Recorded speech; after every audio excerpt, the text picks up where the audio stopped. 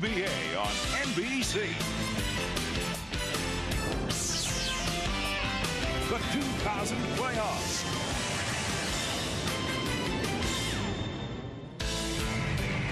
Today, it's the New York Knicks versus the Miami Heat.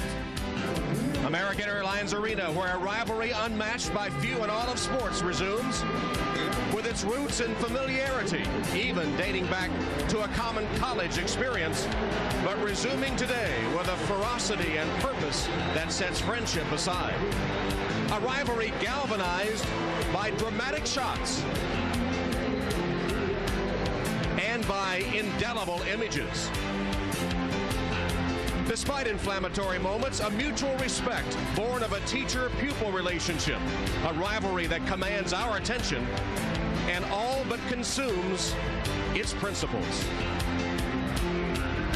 American Airlines Arena in Miami set for Game 1 of the Eastern Conference semifinals, the New York Knicks and the Miami Heat.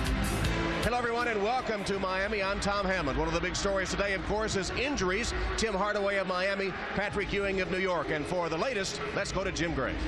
All right, thank you very much, Tom. Well, Patrick Ewing is suffering from back spasms. He didn't practice yesterday. It was the first practice that he has missed all year.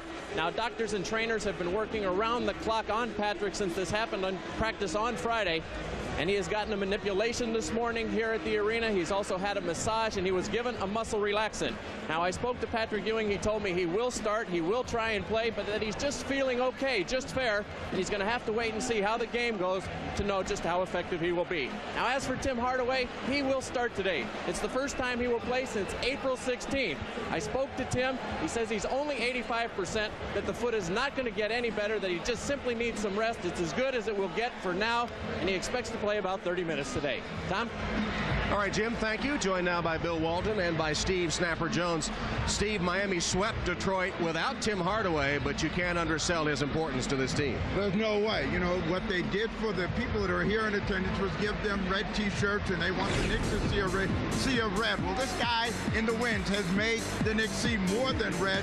He has been tremendous in those 8 wins. Almost 24 points a game. In the losses, he's been less than that, and he has struggled.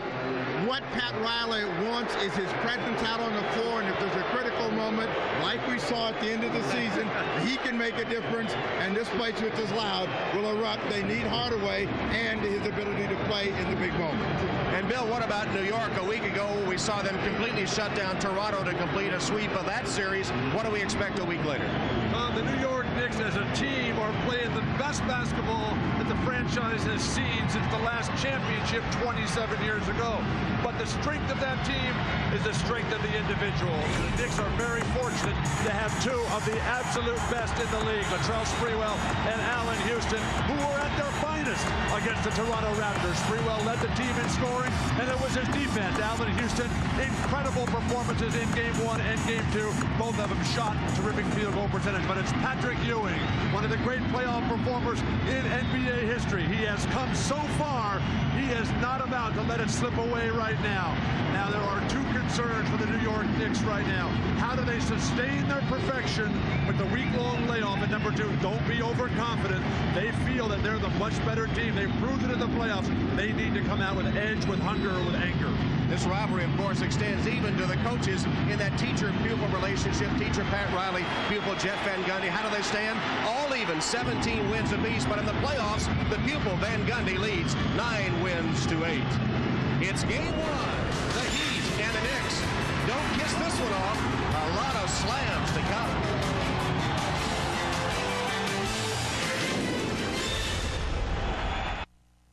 The NBA on NBC is brought to you by the smooth, satisfying taste of Michelob Light, beer or Michelob Light. By Morgan Stanley Dean Witter Online. Know your source, www.msdwonline.com. And by Adidas, long live sport.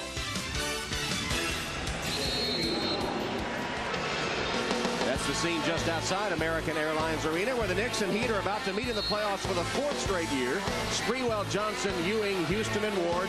Patrick Ewing is starting, and so is Tim Hardaway for the Miami Heat. Mashburn, Brown, Mourning, Marley, and Hardaway. That's a lineup which has produced a lot of wins for the Miami Heat. Jeff Van Gundy the Knicks head coach, the former assistant to Pat Riley.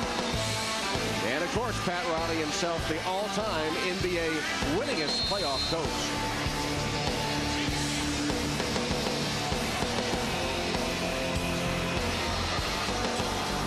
Patrick Ewing's back, as Jim Gray reported. Though he is going to start the game, still a question mark as to how long he can go. Didn't practice yesterday.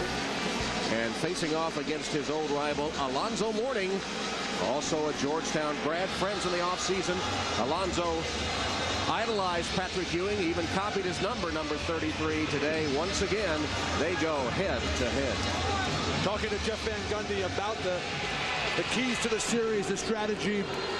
Said the first team to the loose balls, the first team is going to get the long rebounds, who's going to defend the three-point shot the best, and who will have the fewest number of turnovers will decide this critically important series.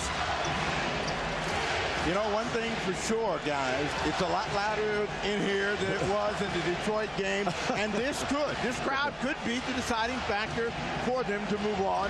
And, boy, would this place erupt with a win today. It was that wild shot in their last regular season meeting by Tim Hardaway that probably decided